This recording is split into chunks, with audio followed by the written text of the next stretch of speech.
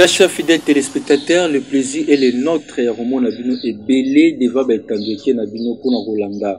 Émission Nabino, magazine Nabino, 2 milliards de chrétiens.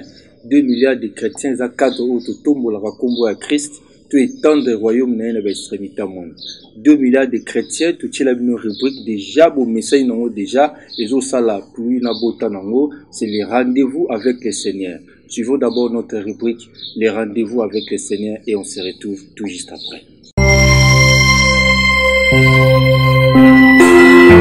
Balinga mikati ya nkolo, bazolanda biso, organiser 40 jours ya prière avec Jacques, au banda le 19 au 31 octobre, de 16h30 à 19h30.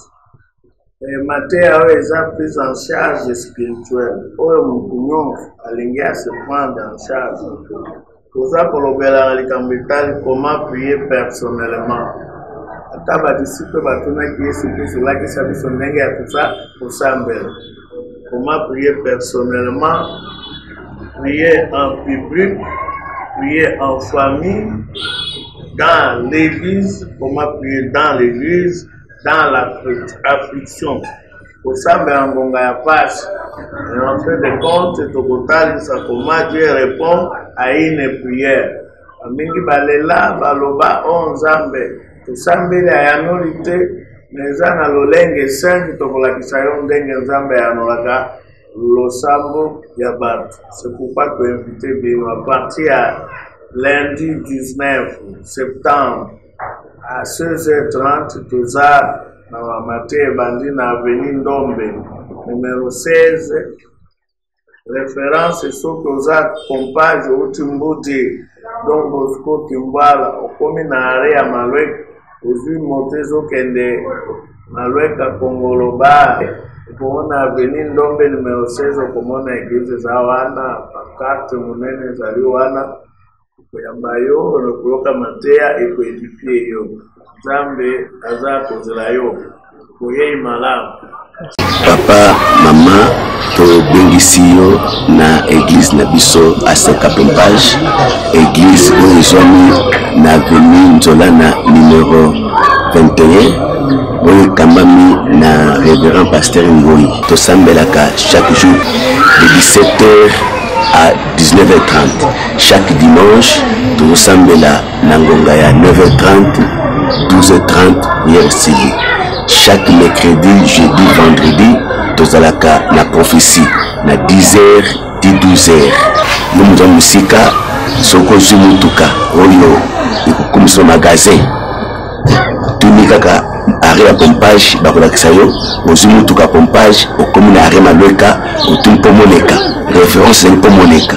Au moment la pendant moneka comme aseka pompage. Nous allons côté ya baromponga bazuka mutuka ipeni. Au moment la mutuka pompage, ozu okiti na rena loka. Au moment la aseka pompage, nous allons venir avenue Nzolana numéro 21. Vous allez passer à contacter Bisso numéro 089 60 94 028. Votre humble serviteur Pasteur Ngoyi. Ciao. De retour dans notre plateau, il y a 2 milliards de chrétiens. Place soit toujours au côté dans la chambre pour tout découvrir pour Nabino un homme de Dieu. Et cet homme de Dieu, c'est le pasteur Noël Zimwangana. Le pasteur Noël Zimwangana, le pasteur de l'église MED, Mission évangélique des élus de Dieu, MED. Et c'est avec cet homme de Dieu, Torobeta Masolo, ya Kitoko, Eza, très important pour l'édification ya ba âme Nabiso. L'homme de Dieu, Mbote. Mbote, papa, welcome. Boni Tonga. Vraiment, Ngolo ya Nzambe, Ezo Salam Salam. L'homme de Dieu, Touyambi, on a 2 milliards de chrétiens. Tant Tozo Kotala Obo et Bela, de nombreux téléspectateurs, 2 milliards de chrétiens. Tozo Nessango, déjà, Royamba, on a 2 milliards de chrétiens. Merci. Oza pasteur, il y a l'église MED. Oui. MED, où il y a mission évangélique des élus de Dieu. Mais moi, commentaire moqué, Kombo Zatel Mebele, mais yo, pourquoi Otie Kombo MED? Tu comprends, non, pas MED. Commentaire, nous, c'est la mission à Kombo. Nangolo ya Nzambe, to silaki na kozwa, oezali biangama, eza te ke tolali tolamuki mbala moko totie kombo eza par rapport à message oyo nzambe apesaki eza na livre ya Esaïe 42 du premier tina 10e verset wapi nde na kati kombo ya maître esilaki na kobimisama et tozali communauté moko oyo na ngula nzambe tozokambama. Alors tozali na avenir du marché numéro 28 na commune ya Ngalema. Alors wapi na quartier Mama Yemu eza bisika wapi oyo tozo ko luka ilonga nzambe tozo bana ko bongisama pour un retour ya Christ yango wana papa. Mission évangélique des élus de Dieu. L'homme de Dieu toujours côté na thème national des téléspectateurs baza tellement nombreux ba la biso qui avec l'homme de Dieu le pasteur Noël toujours le thème oyo les réveils du temps de la fin. Les réveils du temps de la fin. Mais l'homme de Dieu thème est tellement belé nabi que bino masula thème ils ont sala na bino de temps en temps ceux qui osali bimi le bosso ba na nzambe on mémora toujours message moro ou ezala toujours collé na thème moro. Mais pourquoi choix thème oyo les réveils du temps de la fin? Pourquoi c'est ça?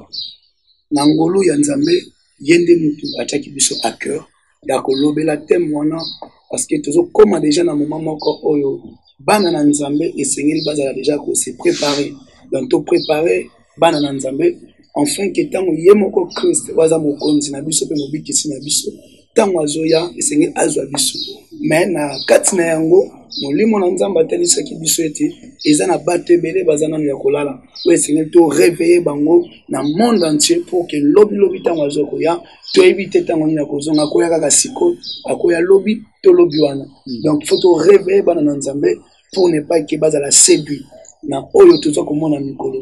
C'est un peu ça papa. Voilà, c'est très capital thème où eza vraiment na mutu ya makasi. Mais l'homme de Dieu surtout 8 thèmes to koti na kati ya thème kuna tomoni les réveils. Les réveils ideni to kozana sur les réveils. OK. Et loko to bengi na kombo ya réveil ceux qui toke na la rousse azo définir yango comme étant une cessation du sommeil. Donc au kata bolali. Alors na yango wana sikoyo totali ete na makambo eza koleka na mikolo oyo bana na nzambe bele baza ya kolala. On se kotali na makomi na nzambe apôtre Paul azoloba toyeba na kolala te lokola bato mosusu. Alors bana o baza ya molili baza mayele makasi mogungu na zolala te azo créer ba stratégie nguna alala te azolala te azo créer ba stratégie mais biso bana nzambe au lieu que toyeba na kolamuka tozo komitika na ba stratégie o mongu na zali ko sala yango zo mona lelo ba makambo ezali ebele tozo mona na ba réseaux sociaux tozo mona du jour au lendemain mais lelo nzambe alimite que to tika la bongo parce que ceux qui totali bien même na makomi na nzambe le sous mwana mwasi o bayibaki mwana pourquoi parce que azaki na kolala bazolala na mninga na ye mninga na za mayele makasi abomi ya ye mwana alors alamuki amoni mninga za kolala azani ayibi. Donc biso ba chrétien bana na nzambe tozo bongisa ba valeur na biso à cause ya kolala à cause ya pongi tozo kozala emporter nde ya mwana nzambe atie biso akia to lamusa bana na nzambe obi cessation du sommeil. Oui, donc bato baza kolala sengi balamuka sengi vraiment balamuka. Les réveils du temps de la fin. Les réveils du temps bato balamuka. C'est vrai bato balamuka uti olobango awa. Mais olobi susu les réveils du temps de la fin. Mais temps de la fin, compréhension de cause annonce au temps de la fin. Temps de la fin, ils ont évité, ils ont 12h, ils ont 13h, ils ont 0h, ils ont 3h du matin, bien temps de la fin, ils ont mis l'homme de Dieu. Temps de la fin, tu peux définir comme une période qui vient avant, le venir de Christ, donc l'arrivée du Seigneur, le retour, il y a Yesu Massia. Il y a temps de la fin. Même la Bible, il y a dans le livre Acte 2 du 7, Bible dans le dernier jour, je répondrai de mon esprit sur toute chair. Donc je commence d'abord par le dernier jour. Le dernier jour, on a un temps de la fin. Et la période oyo, ils ont précédé retour à Christ. Alors période yango eza caractérisé na deux choses. Autour couvrir yango. Wapi na otu kolobana acte wana Bible obi, je répandrai de mon esprit sur toute chair. Vos fils et vos filles prophétiseront. Donc vous voyez d'abord dans la période où on a et là que ça les bisoto tanga yango et ça à cause d'abord il y a ba signe autozomona signe ya liboso, il y a temps de la fin, et ça d'abord aussi l'esprit prophétique. Aujourd'hui, nous voyons toujours les gens qui sont en train de prophétiser. Quelqu'un a prophétisé, mais dans le monde, on ne peut pas prophétiser. Donc, il y a d'abord signe ya liboso, il y a temps de la fin. Et deuxième signe, sur lequel on livre, il y a 2 Timothée 3:1. Bible dit dans le dernier jour, il y aura des difficultés. Donc, passe, autozomona lelo, et ça qui a prédit depuis calme. Donc, des signes, ils ont tel service, déjà dans le temps de la fin. Il y a un moment, le temps de la fin, ils ont justement période où ils allaient précéder retour, il y a Christ. Donc, c'est un peu ça, papa. Mais l'homme de Dieu, tant aux autres, temps de la fin, peut se des caractéristiques. On dit que la prophétie, tout ça, ainsi de suite, au plus donc, présence vraiment esprit saint à niveau de prophétie, vision, bloquer belé tangil biso. Mais tant on le peut suspect bitumba, difficulté belé, mais surtout totalement bien l'homme de Dieu, mais makambo et bandi les lotés, makambo et bandi les lotés, bandi depuis kala. Mais tant de la fin, où est-ce que, tant de la fin, c'est un peu compliqué parce que makambo tu le bas oyo, ils sont makambo les lotés. Oui, justement, ils ont makambo les lotés. Tout le temps de la fin, ils ont période. Ils ont période. Ils ont période. Donc période donne et bandaka. Donc, il y a un point mort de départ et puis il y a un point mort aussi là. Alors, tant que les bandits les lotent, oui, c'est vrai. Vous savez, dans la Bible, il y a 2 parties. Tu as la première alliance et puis tu as la nouvelle alliance. Nouvelle alliance, c'est qu'on fait la Christ.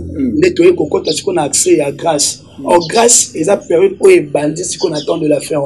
Parce que ce qu'on a dit, c'est que ceux qui sont à Sylna Kosum Kakufi.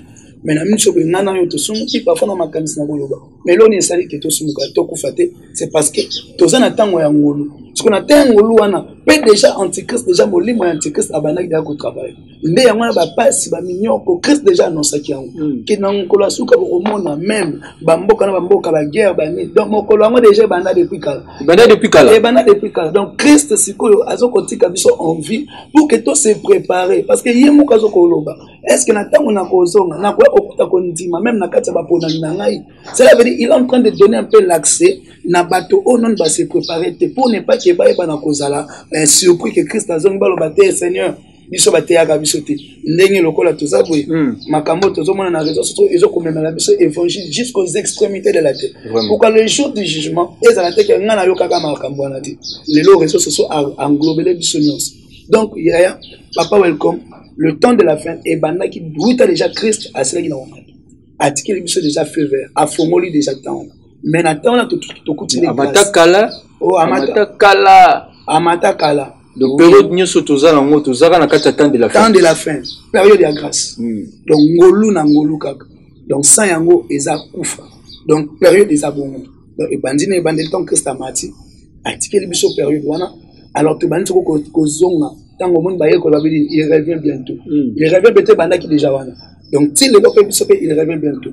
Mais attention, les gens battu monsieur ba au monde à Christ boy. Mais na battu monsieur ba au monde à monter. Pourquoi? Kufa pe ko yana. Et jubi so be de tokotika na biso ngope. Mais ceux qui Christ a totika bon, ils a pour que bateau au bazana perdu, bazonga na sur le bon chemin, mutu nyonso ayoka évangile, le choix est là. Abi, je mets 2 chemins devant vous, le bien et le mal. Yo moko pona. Tant mutu nyonso poni, alors c'est aye sikoyo, anetoni église anaye. C'est ça papa. Christ a ozonga, aoya. Oui, a kozonga. Aoya, a kozonga. Parce que Jésus revient bientôt, Jésus revient bientôt, Jésus revient bientôt. Mais bientôt, on peut à Jésus, mais la makasi tout, l'homme de Dieu. Ndena ebisio, na oetali bozongi na ye, alobaki même ye moko ayebiti.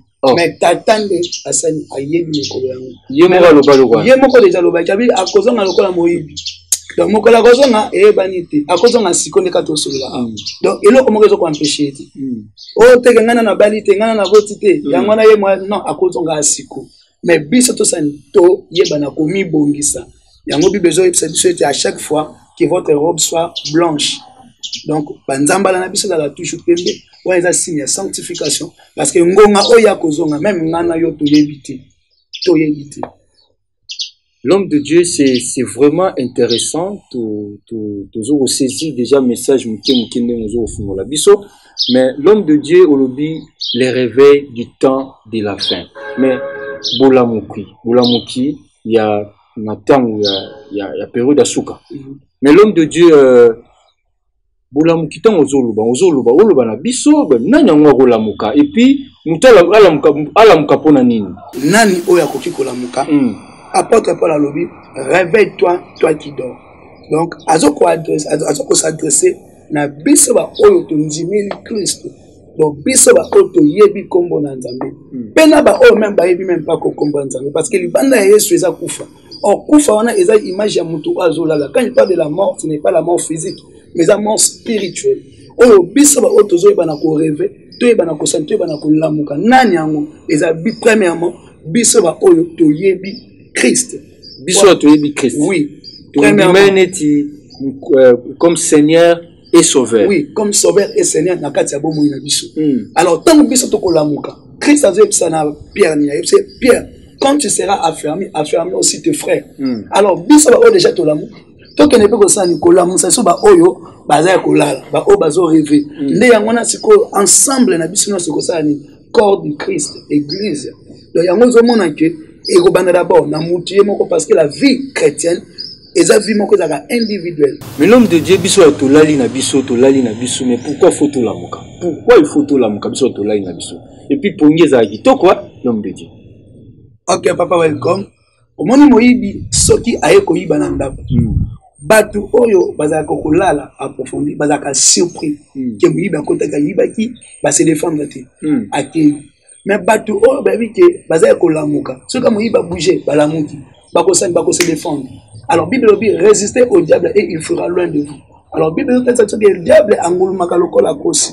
Donc dès que le diable anguluma, ceux qui biso toza kolala, yango zo mona maladie koti na nzoto, kufa koti na nzoto, o mona stérilité zo koti na ba via banana bato. Pourquoi? Parce que baza déjà na état moko ya sommeil. Donc mutaza kolala azaka surpris na bloko za désagréable. Mais mutaza kolamuka aza na capacité de résister devant les diables. Donc c'est un peu ça papa. Donc il faut vraiment tout l'amour. Mais l'homme de Dieu tant aux lobana, oui c'est vrai tout ça kolala. Tout ça kolala peut-être mutazo tala biso na 2 milliards de chrétiens awa azape kolala. Et oui bisi biso photo lamuka. Photo lamuka. Mais ce que tant to lamuka siko wana. To lamuka ndenge nini? To lamuka ndenge nini? Ba caractéristique ngo oyo koiko otoriko kolakisa pour te poser kolamuka na biso. Merci papa. Ndeko nyonso ozo tala biso bisika nyonso azami eza batu musu bazana kati ya kolala mais bango mo ba éviter bana kati ya kolala. La première des choses tozana kati ya kolala mais to éviter tozana kati ya kolala. Oui mais tozana biso kolala to éviter na biso te. To éviter donc au moment tumso do tambola na ye mais na kati ya vie na ye il est en train de demeurer dans le péché mais yazo mona ngeza kitoko azolia na kati ya sumu ya monique te eza bien. Or eza déjà sommeil moko o muta éviter c'est un sommeil spirituel. Ko soki diable alinga simba vie na ye moko azala makoti mutu mususu oyo azosila nako bela azobela mais oleke aluka elongi ya Nzambe na malade wana o atamboli nango epa ba minga ngebele. Or il y a le médecin par excellence qui est Dieu mais yazokima epa ba mbikuli azokima epa ba minga mais malade wana eza incurable.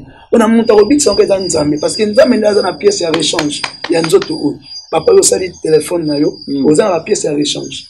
Alors c'est comme ça que yana batu mususu pe aza na kati ya sommeil mais azo bateka na kati ya sommeil loko ani mutu musu azolala na butu azomona ba stratégie mari pe femme de nuit bazo déranger mais il azomona encore la vie mon kitoko et il se laisse emporter yango ils appellent ba caractéristique ya sommeil o mutu musu aza inconscient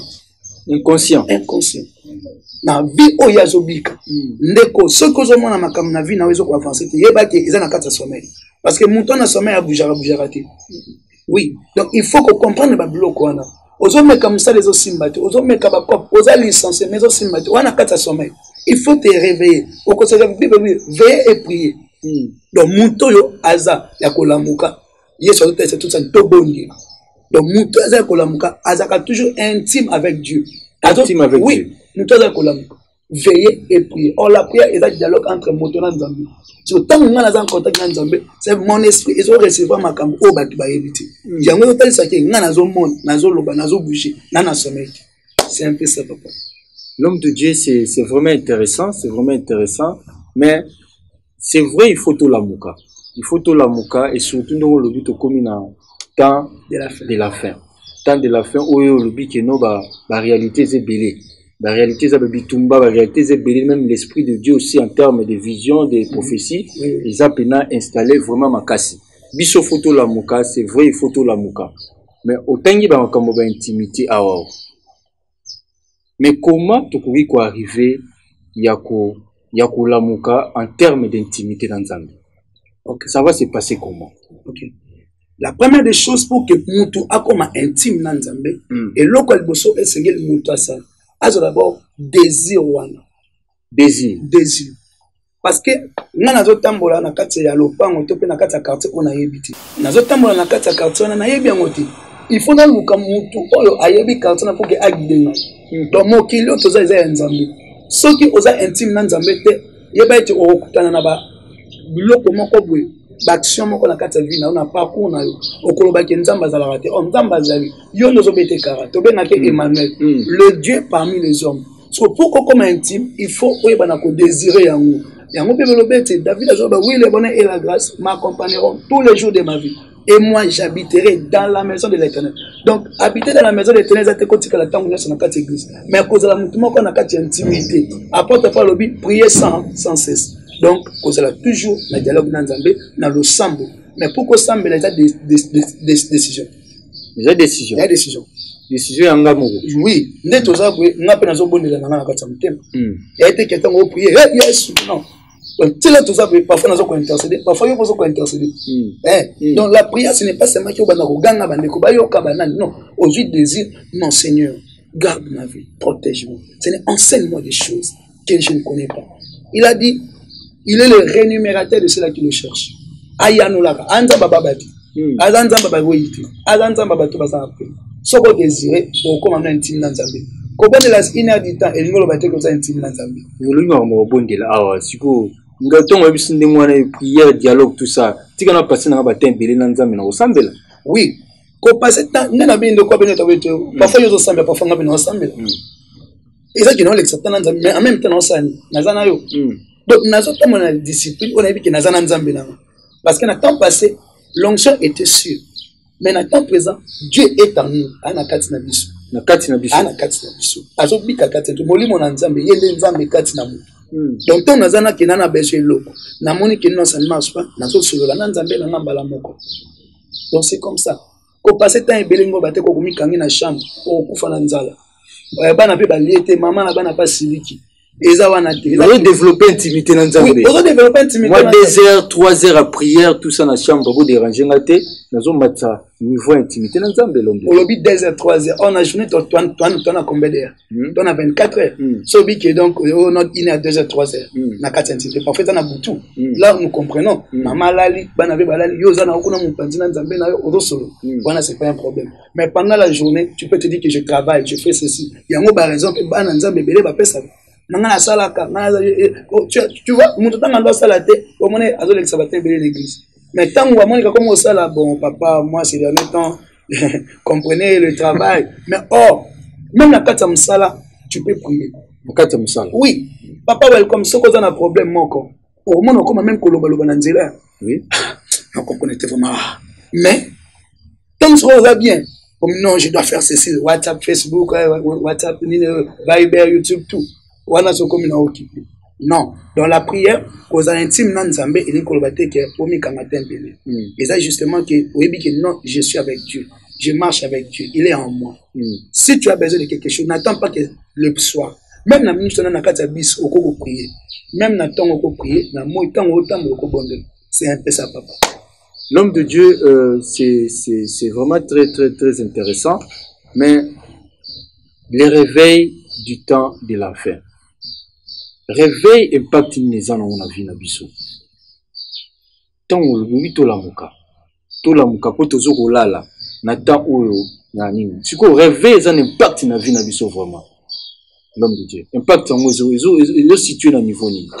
La première des choses, le réveil na kati na biso bana na Nzambe ezoye bana bana ko préparer biso to bana ko la surprise.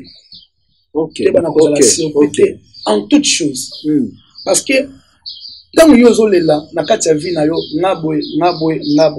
Bible lobi ete dans le livre Ésaïe 42, les choses anciennes sont passées et des choses nouvelles arrivent. Mais avant qu'elles n'arrivent, je veux le prédire.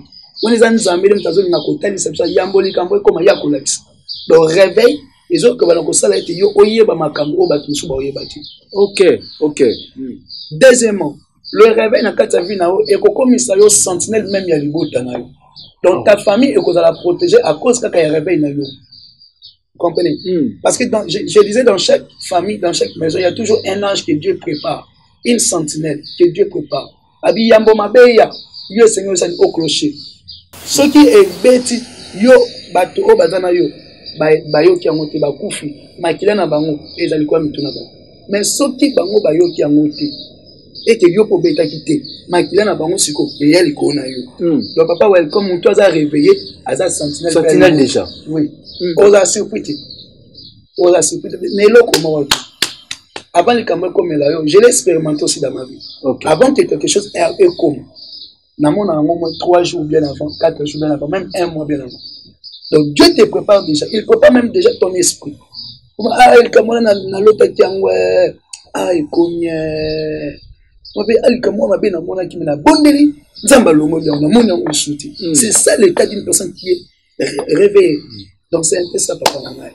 Donc ndenge toza bosoki muto a biki réveil azo bika réveil aza un sentinelle déjà il y a non seulement il y a libota ya famille peut-être pe na mboka pe à l'homme de Dieu. Justement parce que de pe na mboka justement papa nana parce que yo soko la muki ngana la muki to ça déjà force et na kata force wana bible obete bobonde la pona mboka ona memi bino ngana yo to loba na nzambe te to bote maka congolais le temps to bonde la bon ngana bonde la pona mboka quand quelque chose déjà arrive tu préparer l'église parce que l'église est en capacité à changer même le gouvernement mais yo bonde la pona mboka côté musuba ba mboko batekango l'homme de Dieu bazolo babate kango parce que bazo toka bolambo ah tabate kyo ya aliani ayo bani beta na papa welcome ayo bani te atanga ni na beso bateki mboko ngana beso kombe na ozo elo te ce que tout mbongo babimisi ya fonctionnaire mona ga ledo kitaka ka kite mona be pour balia mo petit mais na communiquer donc ça mani batu balimbo donc toza na kati ya politique te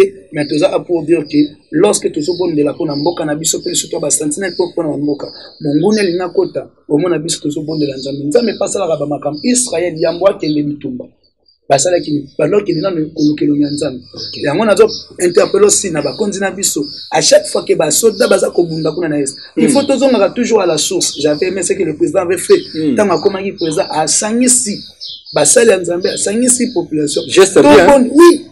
C'est quelqu'un qui est spirituel. Il a compris qu'avant toute chose, c'est d'abord Dieu. Donc, tant que tu as réveillé, bloc au monde qui est malamu, tu as sentinelle pour la famille, pour la quartier même, et puis pour la mboka na biso.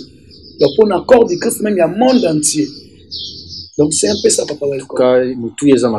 Justement. Mais l'homme de Dieu, il nazoko kama ndongo zolo ba biloko wana ke ozo interpeller biso surtout to réveiller tout s'est réveillé mais l'homme de Dieu est au kamusanga makasi parce que na mboka oyo tozana ba congrégation tozana ba communauté tozana ba église catholique tozana ba église protestante tozana pe l'état a reconnaître ba église de réveil. Mais l'église de réveil, ils déjà l'église à Bolamuke, ils déjà yozo surtout c'est to réveil ni to la mukande ni alors que namboka oyo église de réveil ils ya Bolamuke ils l'homme de Dieu. Oui, l'église de réveil ils tellement mancasse et belé pe. Mais et là comment encore il y a pas ces accueils et belé ba infiltrer ba côté na katia réveil. Réveil. Comment? Roga papa moko azalaka na nganga na bamboka. Lelo amoni que non banganga bazaka souté alsani akomi prophète. Mais oui, tout le monde l'église de réveil. Oui, ba kopia kaka elo malamu. Elo ba mapena na mtu kopia. Donc père atiki nganga na abi akopondre simbate amemi en église de réveil. Amemi ngosuka komi na ni pasteur akomi prophète. Abonganité atiki akomi pasteur solo. Abonganité à l'église de François. Amemi ba pratique ala amemi en sukoto. Oui, na kati église de réveil tout le monde na bloc wana ba infiltrer ba koti. Bazo yana ba na moni moko sosoa azobibisa huile ya séduction. Ya attirance. La séduction. Oui.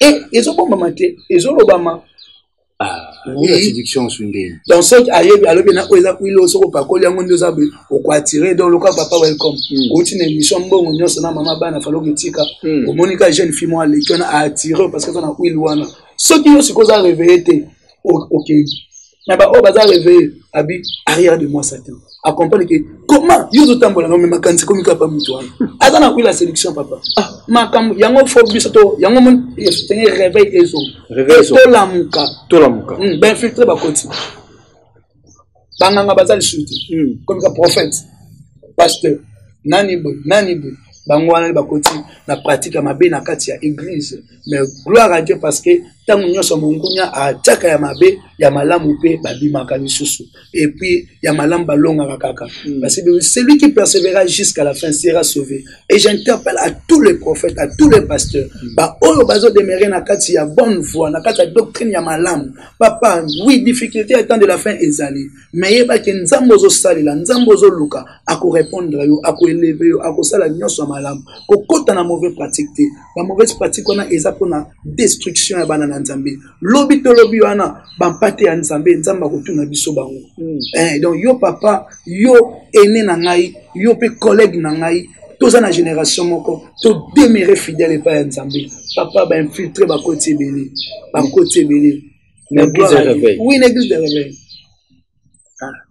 l'homme de Dieu olobi ke ba infiltrer ba côté belé na l'église de réveil ndaso ngana la muki yo pour la muki o kuna to la musi mutu mususu to la muki libote la muki quartier la muki pays la muki tina monde entier et la muki to a déjà bien placé pour nous recevoir pour nous yamba Christ déjà tant raison mais siko oyo azotala biso oyo na moment oyo outi kotangela biso lobi ke il faut ka retourner la muka na moment où azotala biso awa aza déjà branché azotala biso aza na l'église de réveil peut-être pas dans l'église où ya nganga oyo azaki nganga comme le prophète ou toujours battre réellement est-ce que ki nganga bien aza vraiment converti bazo pesa ba biloko mo so pendini ba acte na ko vraiment ko poser ndinga zo landa biso sikoyo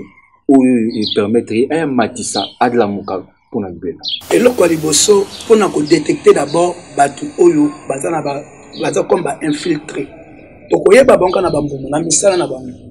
La première des choses, ceux qui osent prophète, ceux qui osent pasteur, osent apôtre, bisogno se se référera toujours dans autre pays ma commune en Zambie. La meilleure prophétie c'est la parole du Seigneur. Ceux qui bazo senga bino ba pratique oye komama te na kati ya Biblia, oza enseignable te na kati ya ndako na Nzambe, vous devez faire la première des choses à quitter. Longwa wana mama. Na bité que oya ipana. Première des choses à quitter. Quitter d'abord. Alors on besoin. Pour nous sauver âme naï. Oui, à quitter. Pour lobby mais l'homme de Dieu le va quitter na kati autour le va quitter mais obi qui Bible obi qui n'abandonne pas nos assemblées. OK. Tant que vous interdit surtout abandonner ba assemblée. Parce que ce que obi ça ngana quitter ndengeli. Quoi abandonner ensemble. Qu'est-ce qui te prouve que donc qu'est-ce qui vous prouve parfois que là où vous en êtes ensemble non. Parfois tu peux ensemble. Mais ba betika na style wana et comme aka ensemble mais ensemble.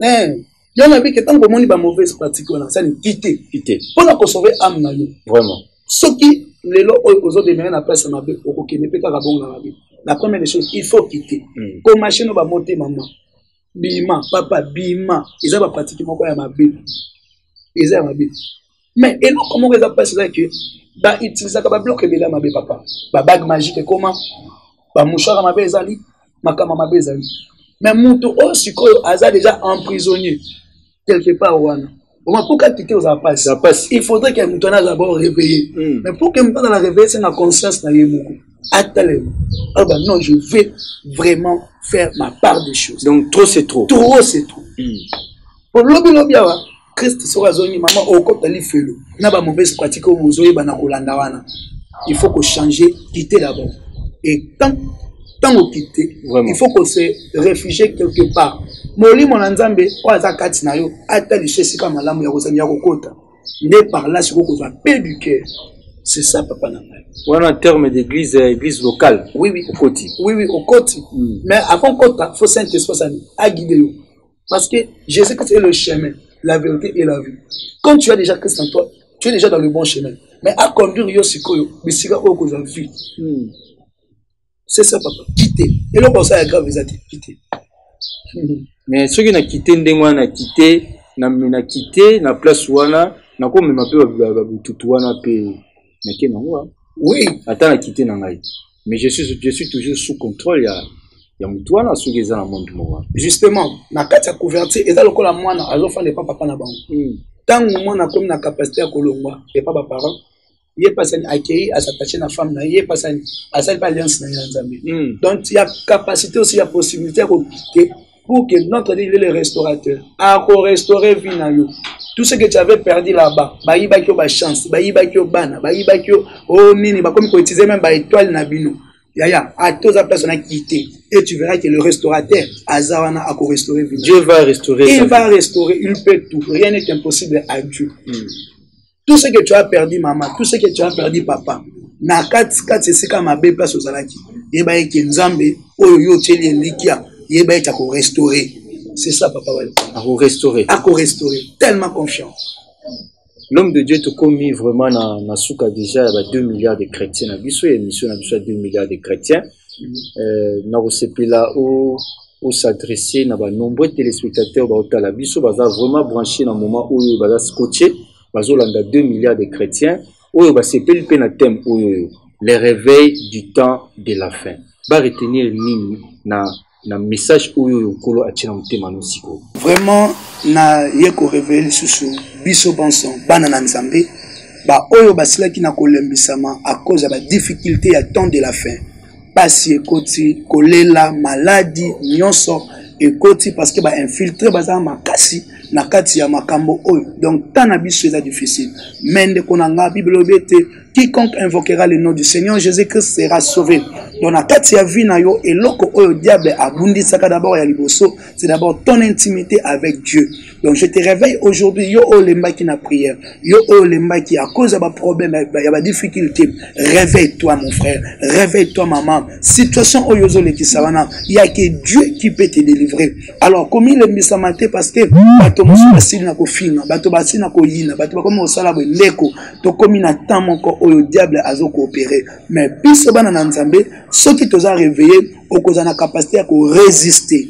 Alors au résister les maladie ba continue de la butu, yo mutozo demeurer déjà na kati ya maladie ya mabe. Mama na invité yo. Yaka ko luka basela nzambe. Vraiment nzambe wana aza authentique, aza opérationnel. Il est le même hier, aujourd'hui et éternellement. Parfois, celui-là que yo okene ko luka lobiko, yeba to kene ko luka pas mutamukilité, mais yeba ke lobiko ba luka kango e pa ya nzambe. Lamuka eloko d'abord ya liboso, réveille-toi, zala conscient na vie na yo ozo komene, vini oyo zo menen ndeko. Alors ngai lelo na ko lamusa yo ndeko nanga, yo pe o nano lobaka ke nzamba zalaka te parce que zo mona ba difficulté na vie na yo, nzamba zo mona te, yaya nzambe na biso akufakte, nzambe na biso azana bomoy, bato babaki akufa bakunda ye. Non, notre Dieu est vivant. Alors c'est pour te dire mon frère, ma sœur, que réveille-toi, ton Dieu est là pour te sauver. Si tu l'invoques, il te sauvera.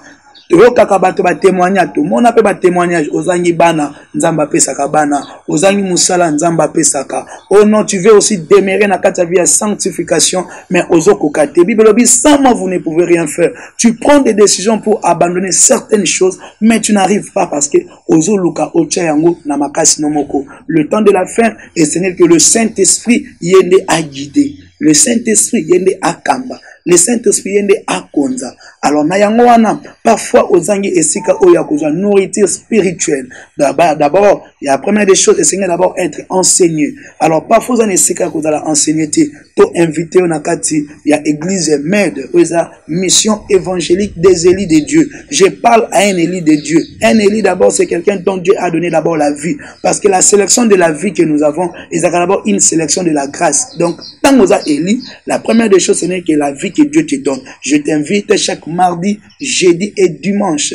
Na kati ya église Med, wapi ezwami na commune ya Ngalema na quartier Mamayemo, na avenue du marché numéro 28. Donc, tout ça, chaque mardi, jeudi de 17h30 à 19h30. Pour que tout banako enseigner banana nzambe, pour que tout bon de la sous ensemble, quand so ozanango, il y a que Dieu qui peut te délivrer, il y a que Dieu qui peut vraiment te faire du bien.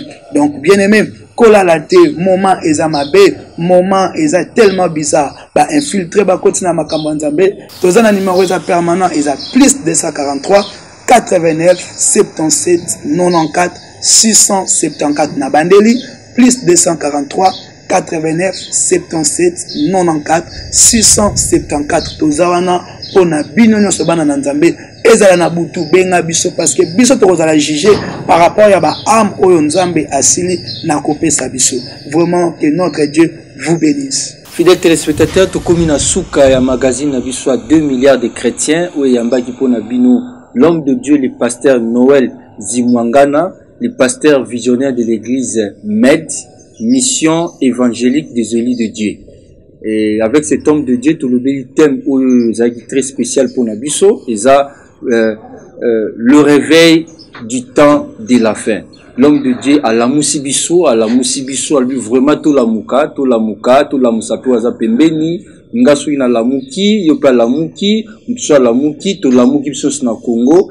Pour faire face à la période où ils ont le temps de la fin, la difficulté, ma femme bénie dans le temps de la fin, tout ça, face à l'homme de Dieu a insisté à supplier Bisso, tout la mouka par intimité avec le Christ, et puis la sanctification, et pour retrouver solution. La prière, le dialogue avec le Christ, la conversation avec Dieu, et vous permettre Bisso, tous à toujours réveiller, tous à informer, na bakamunion, parce que Dieu révèle toujours makambo yaka lobby na basali nae tous ala réveiller voilà thème où l'homme de Dieu a sepeli a développé a fungola a kabola na bino ba nombreux téléspectateurs 2 milliards de chrétiens les réveils du temps de la fin. Vous avez été belé à Orlando Bisso na Brazzaville na Kinshasa partout na ville à Kinshasa na ba commune sur Kinshasa. Te remercier bino pour la fidélité na bino, te remercier la réalisation et Simbami na Yemoko Platini Samba